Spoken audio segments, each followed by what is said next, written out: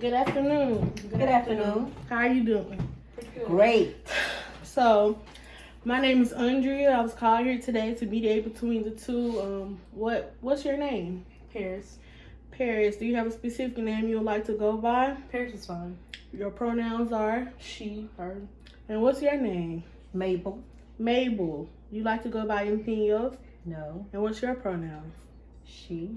She. Okay.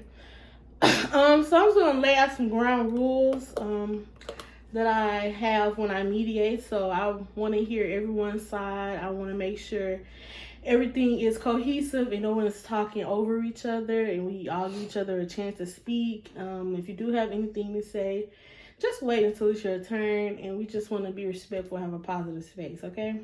Okay. So I'm gonna start with Mabel. So, if you would like, could you tell me the story of basically what's going on between you and Paris? So you guys, what's the relationship?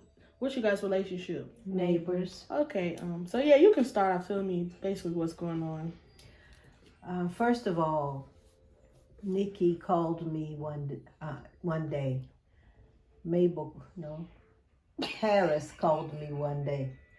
And Paris said that there were people parking on her side of the cul-de-sac. Mm-hmm. And she didn't want anybody parking over there. And it just seems like we were disrespecting her by just parking over there and not saying anything and just trying to take over where she lived. Mm-hmm. So after she called me, I told her, I said, no, Paris, I said, this is what happened. I said, before you moved there, people used to park in your driveway and they would be stolen cars. So after a few days that the car was still there, we would call the police. Mm-hmm. And the police would come, check the car out, and that's how we would find out that the car was stolen, and he would get the car towed away. One time somebody brought a car and the car stayed running for more than 2 hours. We called the police again. Police came out, that car was stolen. It seems like at least once or twice a month, a car was parked over in your driveway, and, we would call the police. So from that point on, every time somebody would park in the cul-de-sac, we would always let each other know, my daughter or my granddaughter is parking, so nobody would get the car towed away. Mm-hmm. And since we had had so much trouble, that's how we were looking out for each other. And I said, I apologize because we didn't tell you that when you moved in, and we should have, but we really didn't mean any harm. And Paris said, no, I just don't want anybody parking over here. This is my side. This is where I live, and I don't want anybody parking over here. So for a long time, nobody parked over there. Even though we knew what the law said, we just tried to appease her by nobody parking over there. So one day my granddaughter came over, and there was no place for her to park because the mail hadn't ran yet. So she parked over where Paris lived. And she didn't block the mailbox. She didn't block the driveway. She parked further enough down so it wouldn't be a discussion or any problem. Well, Nikki hit the ceiling. She was angry. She was upset. She thought people was disrespecting her. Her daughter came over to my house and bam, bam, bam. She knocked on the door. So when Nikki heard the bamming on the phone, because she had called me, she said, wait a minute, that's my daughter. So she called her daughter back home, and she told her to get herself back over there. So she just said, you just a mess. You just a mess. I just don't know what's wrong with you. You just a mess. You messy, messy, messy, messy, messy. So after that, I was through with giving her little side, because I know that the cul-de-sac is public parking. Okay. As long as your driveway is not blocked, as long as your mailbox is not blocked, nobody has a side that they own. Just because you bought a piece of property, you didn't buy part of the cul-de-sac. Right. So my granddaughter got ready to leave, and she went to get in her car. So Nikki's daughter came and stand on the porch and put her hands on her hips and said, "My mama don't want nobody parking over here." So my granddaughter said, "Listen, this is public parking. You don't own this parking lot. I can park over here anytime I get ready, as long as I don't block your mailbox, or as long as I don't block your driveway." And that's the law. So her daughter didn't say anything else. And since then, Nikki, if she sees me, she run in the house. She won't speak or anything. And her children won't even speak to my husband. And, you know, it's just, she's just over there and by herself. So that's the problem. She thinks that she owns that part of the cul-de-sac. Okay. So basically, I'm assuming that Paris just moved. You keep saying Paris or Nikki. Is Nikki her nickname or Paris? Which one do you rather go by? She knows me by Nikki, but I prefer to go by Paris. It's my first name. Okay, so we're gonna just address her by Paris if you don't mind. Okay. Okay, but I'm assuming that you just moved into the neighborhood because Yes. you stated that before stolen cars used to be parked outside there, and basically you and your neighbors, I guess, get along really nice, so you guys watch out for each other. Yes, we do. But I wasn't quite understanding, what do you mean by stolen cars used to park in the driveway? People would steal a car, Mm-hmm. and I guess when they finish driving it or whatever it is that they had to do with it, they would bring it and park it over there in that driveway before Paris moved there. Okay. Is that your phone? No. Okay. So basically, I'm getting you weren't meaning anything malicious. Your neighbors already had basically an ordinance around, and y'all kept that, but you didn't inform her. You made that mistake, and you apologized. You said for not telling her.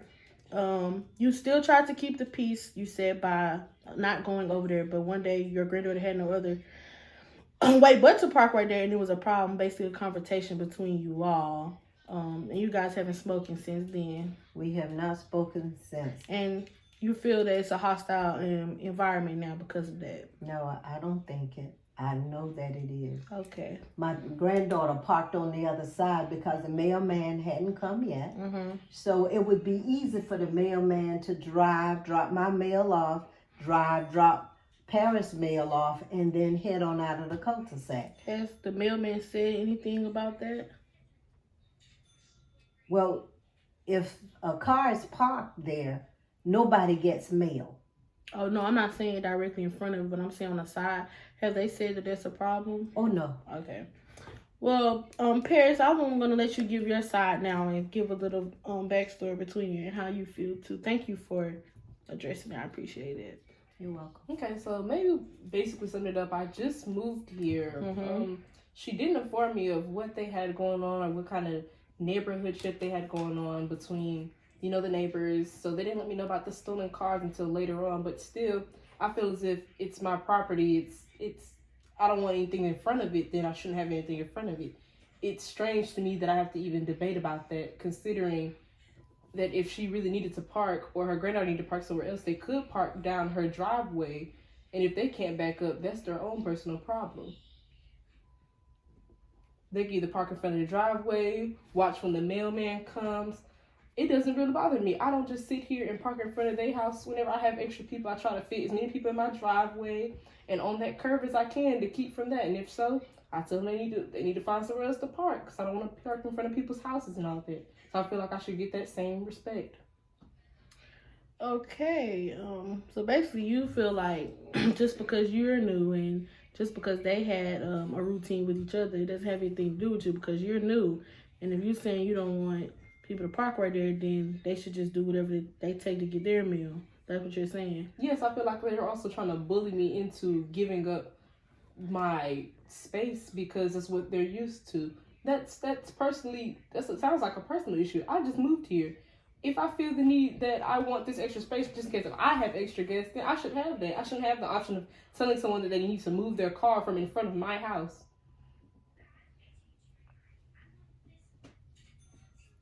No, not yet. So you feel bullied. Yes. You feel like your feelings aren't being taken into consideration because you're new. Yes. That's why I've been avoiding Mabel these past few days also. I just feel... Do you feel that you guys are in a hostile environment? Yes. So something that you guys both agree on, that is definitely a hostile environment. Do you feel that if she's being stubborn? I do feel like she's being very stubborn. Both of you guys feel that you're being stubborn. I feel like maybe since I'm a little bit younger than the rest of the neighbors that we're getting to it about that. Okay. Do you have anything to say about that? Yes. Okay. The reason why my granddaughter didn't park in my driveway is so when I have to go out, I can back out. And then I never know when, during that time of the day, it was almost time for my husband to come home. And he drives down into that parking space. Just this past weekend, Mabel had company. They were parked all in the cul-de-sac on her side, and so she had somebody at her house that didn't park straight in front of my house. She just drove along the curb. Mm-hmm. She really blocked my mailbox and took up that space. And I felt like she was trying to draw me out to come and say something to her. So at first when I saw it, because my husband and I was coming in from out of town, and we backed down in the driveway. When, I don't know if they saw us when we came home, but we were outside taking the luggage out of the car. And they came out and started playing in the yard. We just unpacked the car, came in the house. I really felt like she was trying to start something. Because why would she have somebody to park almost blocking my driveway? It was about that much space from blocking my mailbox. Mm-hmm. And even though it was a Sunday, I didn't say anything. But why would she do that if she think people trying to take the advantage of her? And I believe that she's the bully. She's the one that hostile. Okay, well, we're not going to call each other names. Well, you said... No, she said she felt bullied. We're not going to call each other names and say she's a bully. Just say that you feel bullied. I feel bullied. Okay. Well... Did you know that person had parked like that? It was more of a heat of the moment. They were just having a good time. So I didn't really pay too much attention to it. But when I did see it, I'm not going to sit here and lie. It was probably out of pettiness. I told them it's fine. Do not move the car. Because I feel as if your granddaughter still needs to park there. She could park down the hill. Y'all can move cars. Y'all making it inconvenient for me. So I just decided to make it inconvenient for y'all also. Okay, so it's getting a little... I want to say something. Ma'am, just wait a second. I'm gonna direct, okay? Thank you. It's getting a little hostile in here. Would you guys mind, like, I do one-on-ones with you guys, basically. Okay, would you like me to step out? Who would like to go first? Mabel seems to have a lot to say, so I'll step out. Hi, I'm Mabel.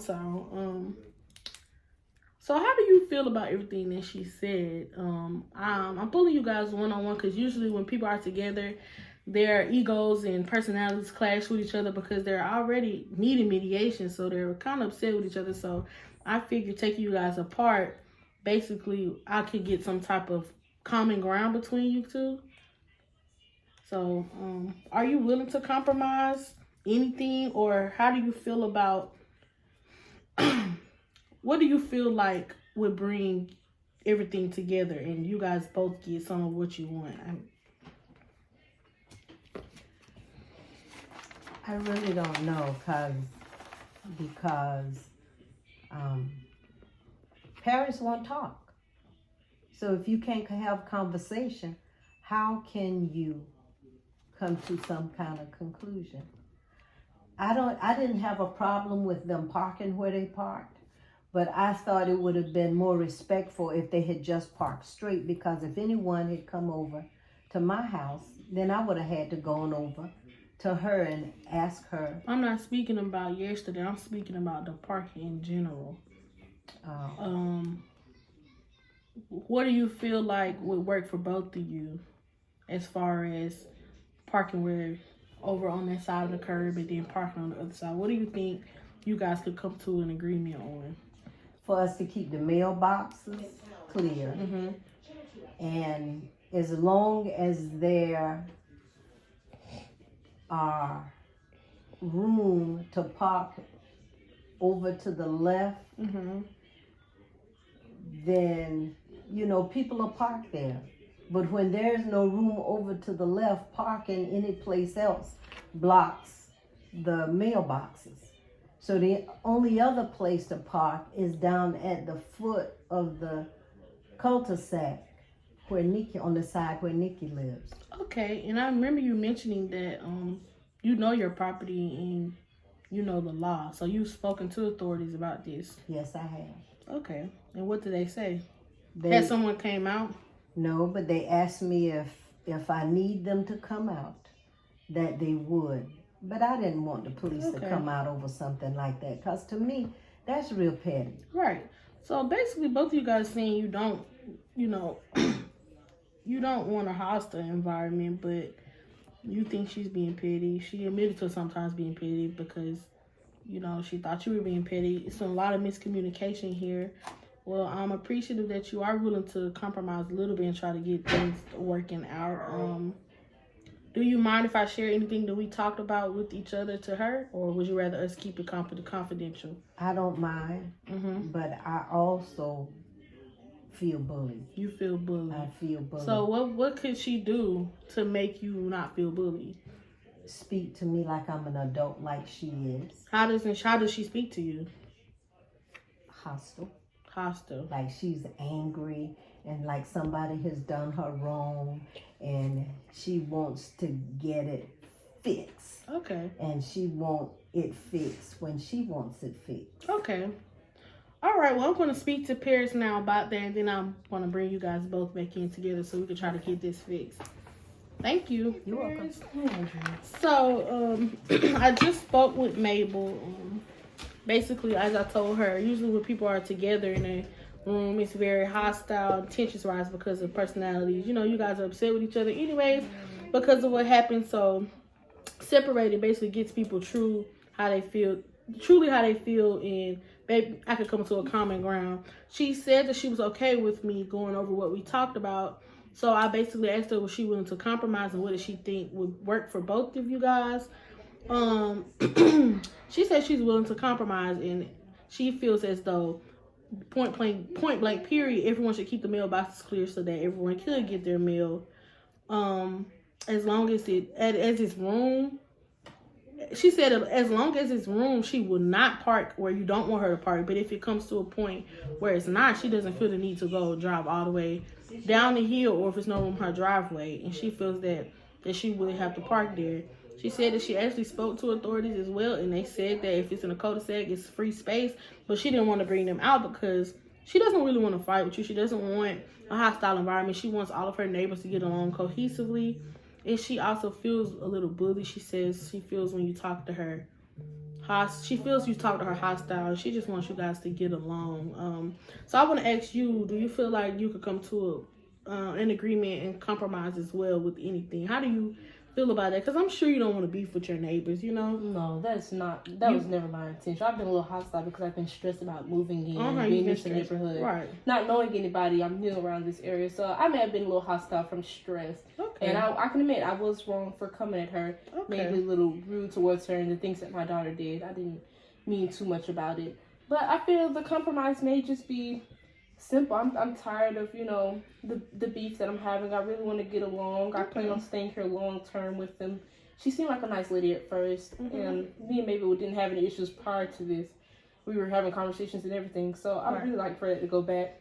So I'd say maybe the compromise could be something along the lines is, yeah, the mailbox being cleared, and if she truly feels that way, that if it comes to it, they don't want to park down their driveway, that's fine. It may be a little harder for other people to, back up and et cetera, and she may need to be on the go. But I feel maybe if I do need the space, or like I'm having guests, maybe I could just, shoot her a quick text or call instead of being so angry about the situation. Okay, that's good. So basically, what I'm understanding from you too is that basically you were just under a lot of pressure from just moving. You felt like it was a lot of pressure for them all already knowing each other for 30 years or whatnot, and you coming in and you feel like they're telling you what to do basically, and you're willing to compromise, and if it's the last resort that they could park right there, and if it's anything else that you guys just keep in contact with each other through text. So that's good. Is there anything else that you want to add or say about this situation before I bring her back? No, I feel like the texting could really help, just maybe if we try to understand each other a little bit better compared to the hostility I've been having towards her, and how we both feel sort of bullied in the situation could help out with that. Do you mind if I share anything we talked about, or you rather That's fine. Okay, well, I'm going to bring her back in, then we can come to an agreement, okay? We're back together. I pulled you guys both aside. I told you the reasons for that, and now we're just coming together to basically form a plan with each other. Form a basic plan that both sides agree on, that we're going to follow. So both you guys said that it was okay for me to talk about what we spoke to in private. So I'm just going to share a little bit what I took notes on. So Mabel feels like, how could you guys talk if you don't talk to her? She feels like if the mailboxes should be clear no matter what, so that you guys could get mail. And as long as it's room, then she would park on the other side. But if it's no other room, then she's going to have to park alongside of the curb that's by your house. She doesn't want a hostile environment. She wants everyone to get along. She felt a little bullied. She feels as though you talked to her hostile. She wants a respectable relationship on both sides. When I brought this up to Paris, she agreed that it was hostile, and then she speaks a little hostile to you, but she expressed that she felt stressed when she first moved over here from just moving, and she felt a little bit intimidated, I could say, because you guys have known each other for like 30 years, and you already have like routines and stuff, and she's just coming along, so she felt like you was forcing that upon her instead of telling her about it. So she was a little mad at that. She feels like you're a nice person. She doesn't want any issues with you. She said she actually is now willing to compromise and feels that, like you said, the mailboxes should be clear no matter what. If it comes down to nothing else and you have to park on that side, then she's willing to let that happen. But if she has company or like a party or something, or somebody needs to park right there, then she feels that you guys should keep in touch through text and communicate better with each other. So do you guys have each other's number? Yes. Okay, so just keep that form of communication open, and she just wants to basically you guys understand each other more. And like she said, she was stressed out. She doesn't mean that she was being a little hostile and petty about that. Is there anything else you guys would want to say to each other? I just want to apologize that the situation came out of hand towards this way. Any hostility, I truly want to take that back and just hope that beyond this that we can solve this issue. I agree that we should solve it. And the only thing is that I ask is that if you having people over, whatever, is that you will let us know. Let the other 3 neighbors know. Yeah, she said she was going to keep that open and text you about that if they will. And we'll let you know when something is going on at our house, so you'll know that people will be parking over there. Okay. So do you guys agree with what each other said, and you feel comfortable with that moving forward? Yes. So I'm just gonna have you guys sign up this contract that I was writing up while you guys were talking. If you don't mind signing right here, saying that you agree to everything. Just sign my name. Yes, please, on the line.